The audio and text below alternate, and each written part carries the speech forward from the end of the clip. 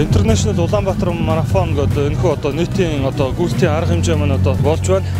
За энэхүү арга хэмжээнд одоо нийслэл Улаанбаатар хотын маань нийт иргэд оршин суугчид маань одоо сүүлийн жилүүдэд маш идэвхжүүлэн оролцдог ийм сайхан болсон байна. Тэгээд энэ нийтийн гүйлтийн арга хэмжээнд маань одоо спортын төлөөлөл бидний нөхдүүд ялангуяа энэ спортын мэргэжлийн холбоодууд идэвхжүүлэн түүчэлэн оролцох нь одоо зүүн хэрэг юм. Одоо энд бол Монголын жижигцүгийн холбоо өнөөдрийн арга хэмжээнд бүрэн бүрэлдэхүүнээр ирж оролцож байна.